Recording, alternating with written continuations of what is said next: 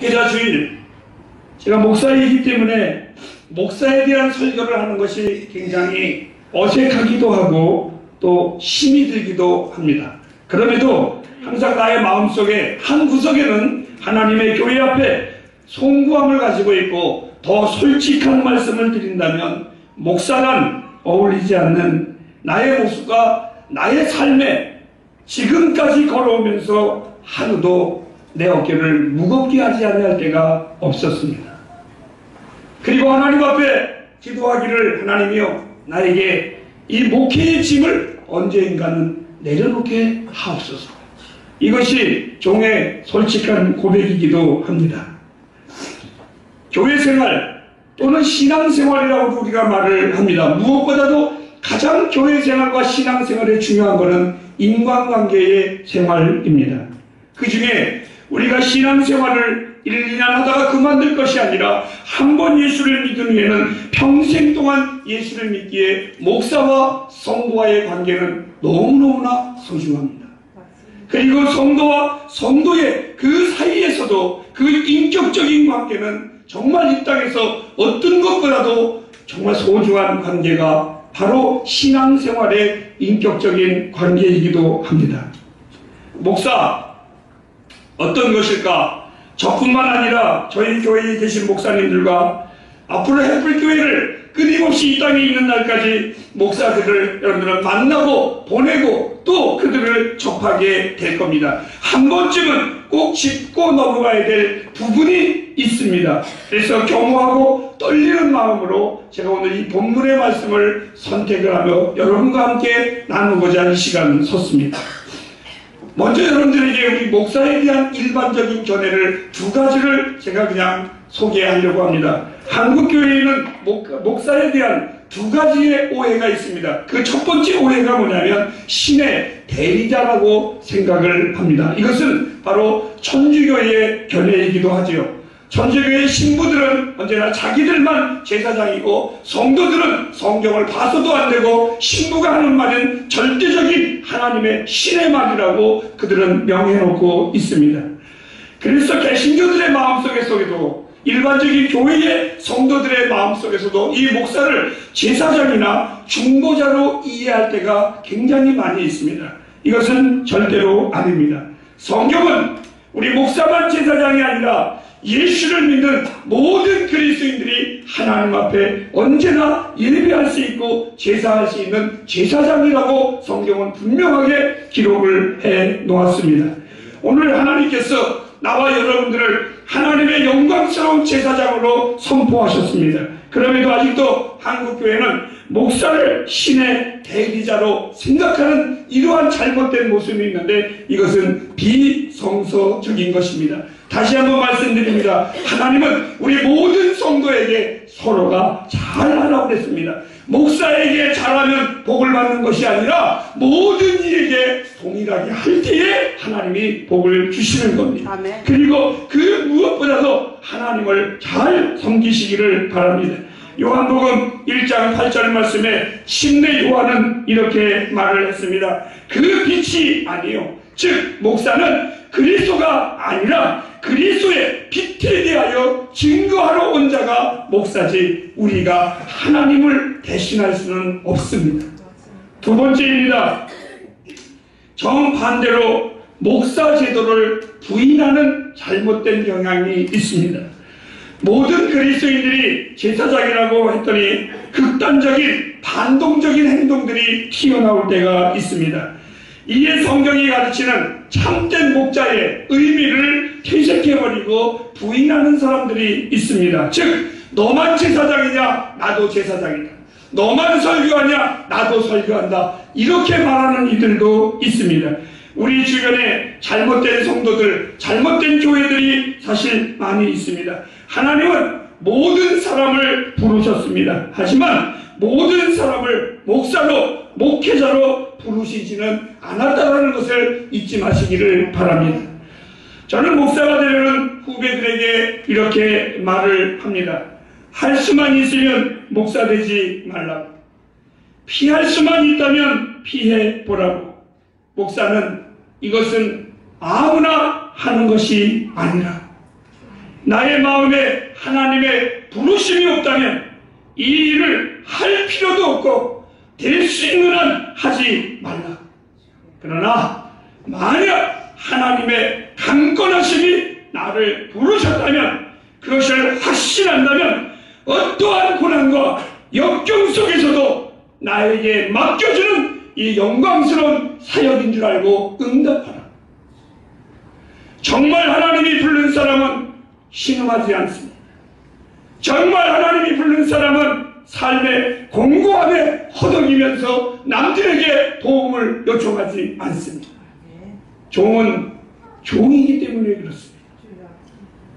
종은 그저 종입니다. 그래서 이 일을 아무나 하는 것은 아닙니다. 하나님은 완전한 자를 쓰신 것이 아닙니다. 바울 사도는 고린도전서 1장 26절에서 29절까지에 보면 정말 있는 자를 하나님이 쓰신 것이 아니라, 배운 자를 쓴 것이 아니라, 위대한 자가 아니라 진정 오늘 본문의 야곱과 같이 지렁이 같은 자를 쓰셨습니다. 그 이유는 아무 육체라도 하나님 앞에서 자기의 일을 자랑하지 못하게 하려 함이니라. 오늘 본문의 내용을 여러분에게 계속해서 소개하도록 하겠습니다. 야곱이 장성하여 이제 아버지의 축복을 받고 외삼촌 라반의 집에 갔다가 그곳에서 20년 동안에 수고하고 많은 열매를 가지고 정말 하나님 앞에 부요함을 가지고 그가 자수성가하여 이제 다시 고향으로 돌아오는 길목에 있는 말씀이 오늘 내용의 말씀입니다. 집안 식구들은 이미 다 야복강을 건너갔습니다. 그리고 20년 전에 야곱은 차만 두려워하기 시작을 했습니다. 20년 전에 형의 장자권의 축복을 아비를 속여서 가지고 도망갔었는데, 그 형의 소리를 들었을 때에 야곱이 나타나기만 하면 그 형이 나를 죽인다고 했는데, 그것이 이 야곱이 두려웠습니다. 그래서 모든 식구들과 노비들은 다 강을 건너갔지만 이 야곱만 홀로 이 야복강가에서 거닐고 있었습니다.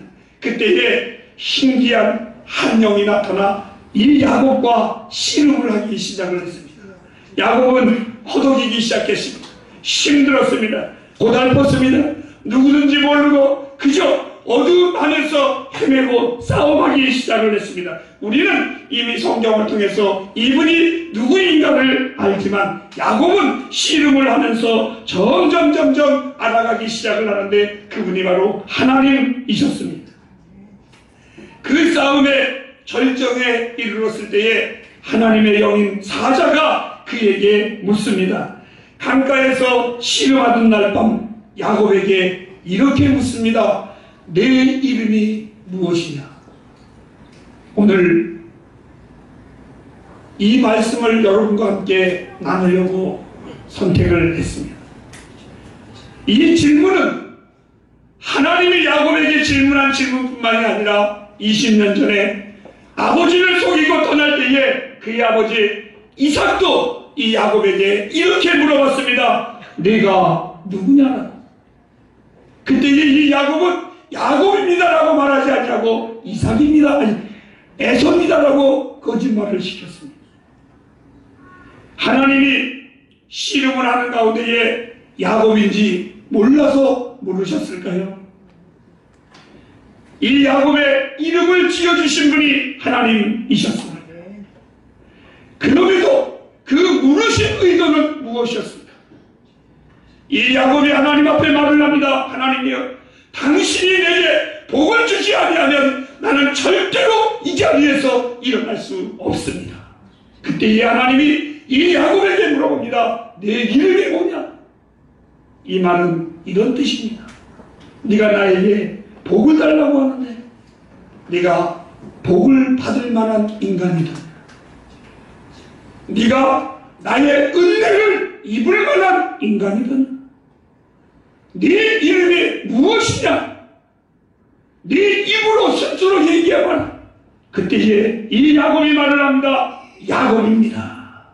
이 말은 하나님, 나는 교활하게 살았고 은밀하게 살았고 그림자처럼 그렇게 살았던 나였습니다.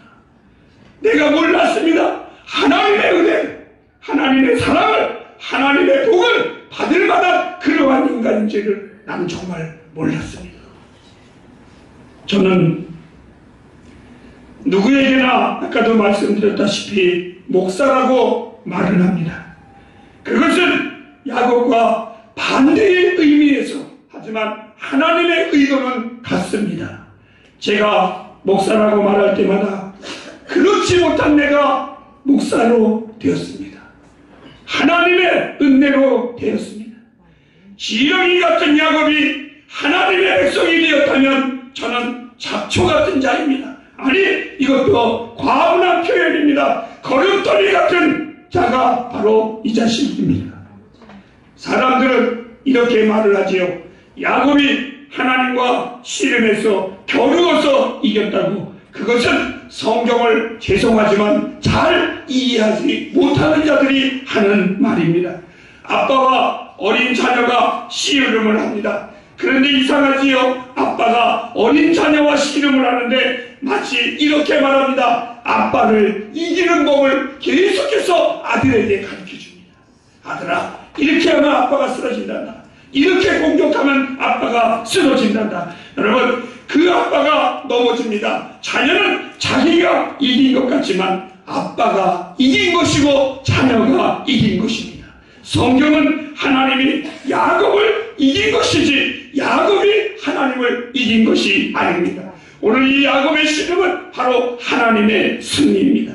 오늘 이 야곱의 내용을 보며 이렇게 고백합니다. 나의 나된 것은 내가 된 것이 아니라 다 하나님의 은혜입니다.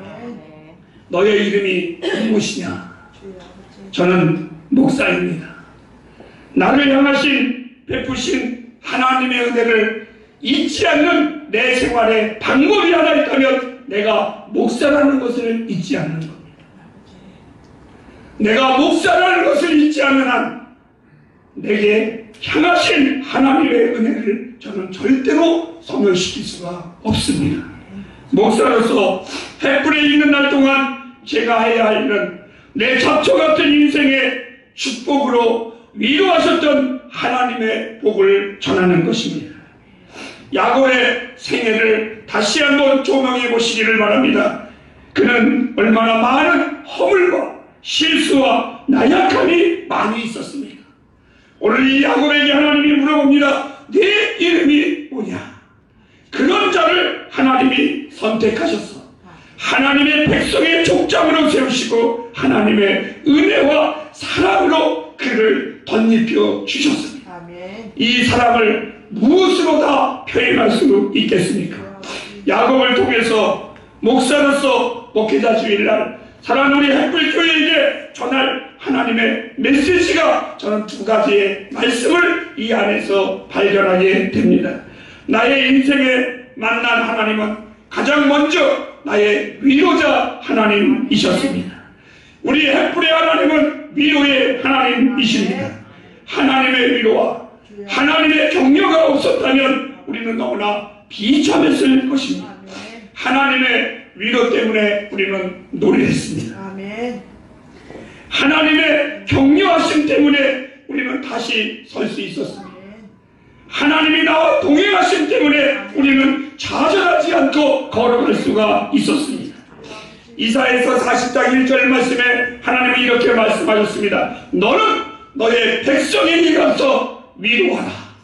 내 백성을 위로하라. 나를 하나님께서 이 교회에 세우신 가장 근본적인 것은 여러분을 통해서 내 삶을 영위하기 위해서 부르신 것이 아니라 여러분을 위로하라. 아멘. 이 세상의 험난한 속에서 힘든 여러분들을 위로하라고. 주는 우리의 위로자 하나님이십니다.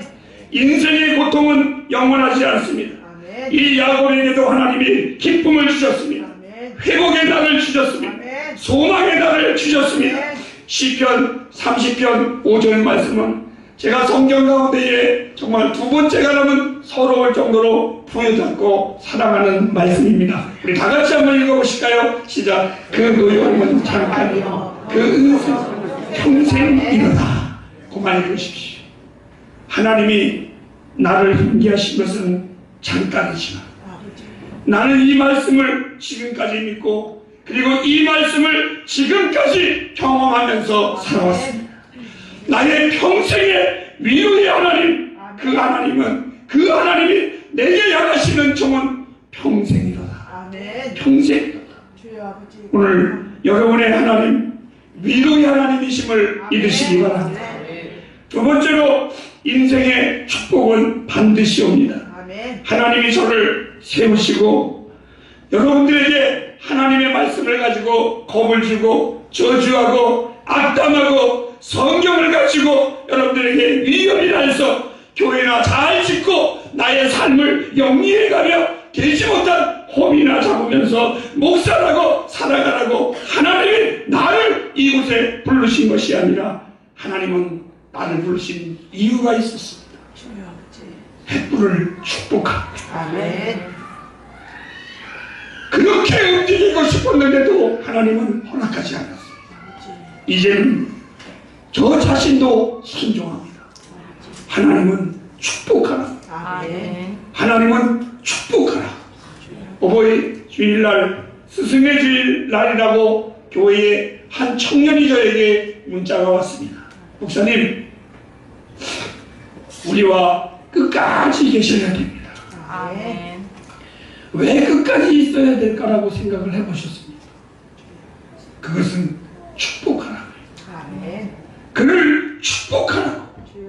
사랑하는 부모님들, 우리 지난 주일날 제가 말씀을 드렸습니다. 하나님이 부모로서의 삶을 살게 하신 것, 여러분의 자녀들을 통해서 무엇을 얻을까가 아니라 그 자녀들을 끊임없이 축복해 주기.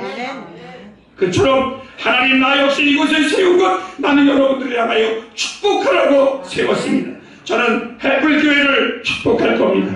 놀라우신 나의 하나님의 이름으로, 나의 하나님은 복의 하나님이십니다. 나는 이것을 믿습니다. 반드시 내 하나님께서 우리 횃불에 하나님의 영광에 드러남을 보게 하실 것입니다. 마치겠습니다. 횃불 가족 여러분, 우리 모두가 이 사실을 잊지 않기를 바랍니다. 하나님은 나와 여러분의 인생을 아름답게 하실 것입니다. 잡초 같은 내 인생이 화초로 바꾸신 하나님의 은혜, 아니 잡초 같은 이 거름더미 같은 내 인생에 하나님이 목사로 부르셨습니다. 내 인생에 이보다 가장 높은 축복, 이보다 더 영광스러운 내 생애의 명함은 없습니다. 이 은혜를 전하는 것입니다. 그것을 위해서 내가 횃불의 부름을 받았습니다. 에베소서 1장 3절 말씀에 그리스도께서 신령한 복으로 우리에게 복 주심을 결코 잊지 마시기를 주님의 이름으로 부탁합니다. 횃불 가족 여러분, 마치면서 이렇게 다시 한번 축복합니다. 나와 우리의 하나님, 위로의 하나님이심을 확신하십시오. 그리고 나와 여러분의 하나님, 축복하시는 하나님을 끝까지 부여잡으시기를 바랍니다. 기도하겠습니다.